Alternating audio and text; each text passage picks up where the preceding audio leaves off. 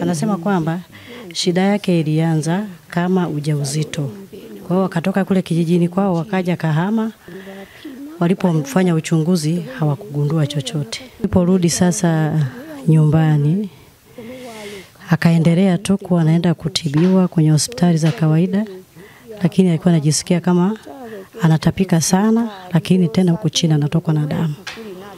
Akipata hiyo changamoto alikuwa anaenda hospitali anatibiwa, anarudi. Wakaamua tu kukaa sasa. Baadaye mwezi wa 3 akaanza sasa kuumwa tena. Kile walichokiona Kahama wakampa rufaa kuja huku.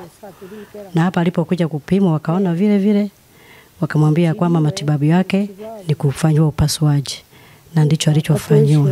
Waganga acha Kwamba ni kweli alishawahi kwenda kwa waganga wa kienyeji, lakini yule mganga wake anasema kwamba hakuona chochote, alikuwa anampa tu dawa za kutumia.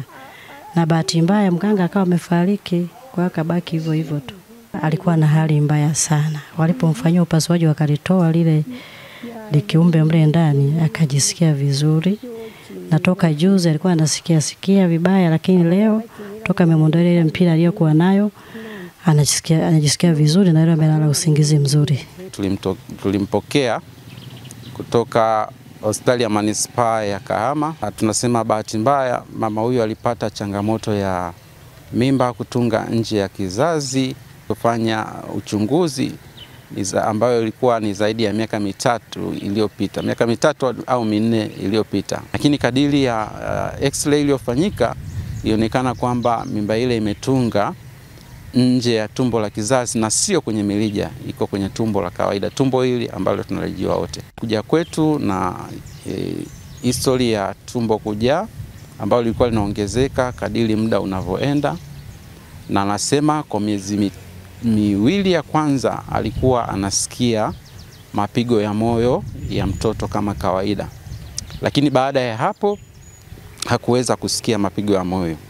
Kwa hiyo amekaa na hilo tumbo ambalo limeongezeka na kukua ukubwa kwa muda wa miaka 3.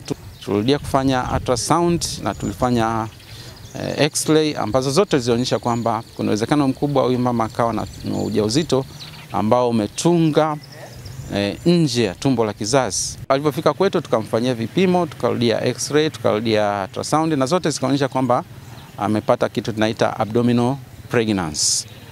Na umri wa mimba ya abdominal pregnancy ile ilikuwa ni kama wiki 20 kadiri ya maelezo ya ultrasound iliyofanyika.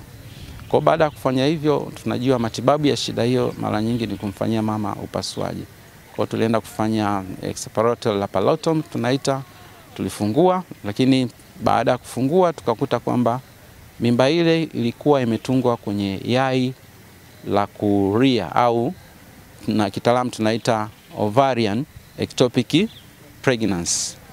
Kwa hiyo baada ya hapo ikabidi tutoe ovary kwa sababu ilikuwa imeshika na kitoto, na baada ya hapo mama akawa yuko vizuri na anaendelea vizuri. Nyingi pia tunasema hizi ovarian pregnancy au mimba ambayo imetungia kwenye ovary nyingi zinapasuka ikiwa ni miezi 3 ya kwanza, ambayo tunasema ni zina rupture kwenye early first trimester, si ndio?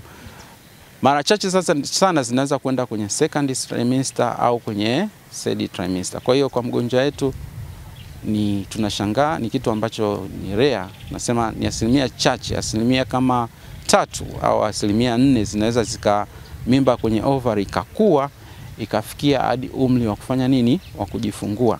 Lakini mara nyingi pia kiumbe uwezekano wa kuishi kule tumboni ni changamoto. Kwa hiyo nyingi ambazo tunazipata tayari mtoto anakuwa amefia tumboni. Na kama ilivyotokea kwa huyu mama, mbegu na yai ambazo zimeungana zilienda kujishikiza kwenye yai na kuanza kutengeneza mtoto pale. Na changamoto inawezekana ikawa ni movement au shida ya hizo fallopian tube.